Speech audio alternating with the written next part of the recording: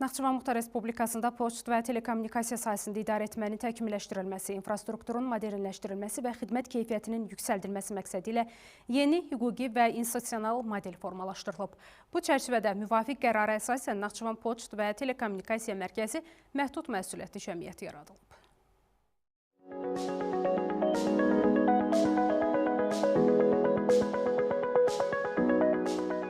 Naxçıvan Poçt və Telekommunikasiya Mərkəzi məhdud məsuliyyətli cəmiyyətin nizamnaməsi təsdiq edilmiş, qanunvericiliyin tələblərinə uyğun olaraq dövlət qeydiyyatına alınmış, hüquqi şəxs kimi fəaliyyət göstərməsi üçün bütün zəruri prosedurlar tamamlanmışdır.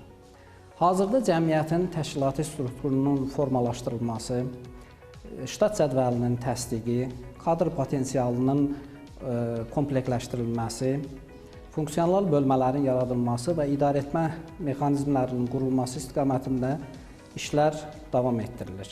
Yeni yaradılan mərkəzin əsas məqsədi poçt və telekommunikasiya sahəsində mövcud resursların vahid idarəetmə altında birləşdirilməsi, idarəetmədə çevikliyin artırılmasıdır. Həmçinin xərclərin optimallaşdırılması, texniki və insan resurslarından səmərəli istifadə, eləcə də müasir xidmət modellərinin tətbiqi də mərkəzin fəaliyyətini daha da təkmilləşdirəcək. Bu struktur vasitəsilə poçt rabitəsi, internet və digər rəqəmsal xidmətlər üzrə planlaşdırma, istismar, inkişaf və nəzarət funksiyalarının koordinasiyalı şəkildə həyata keçirilməsi nəzərdə tutulur. Mərkəzin fəaliyyət istiqamətləri sırasında poçt və telekommunikasiya infrastrukturunun modernləşdirilməsi, fiberoptik və rəqəmsal şəbəkələrin genişləndirilməsi, xidmət keyfiyyətinin beynəlxalq standartlara uyğunlaşdırılması, elektron xidmətlərin tətbiqi, vahid texniki standartların formalaşdırılması və kadr potensialının gücləndirilməsi əsas prioritetlər kimi müəyyən edilib.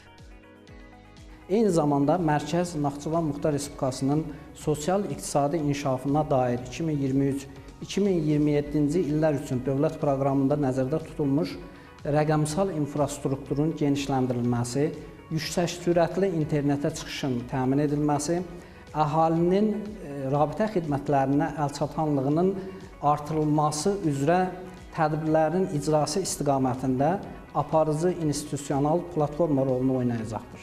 Hazırda təşkilati quruculuq mərhələsi davam edir. Yaxın dövrdə struktur bölmələrinin tam formalaşdırılması, fəaliyyət planlarının təsdiqi, investisiya və texniki inkişaf proqramlarının hazırlanması, həmçinin poçt və telekommunikasiya xidmətlərinin vahid konsepsiya əsasında yenidən təşkili planlaşdırılır.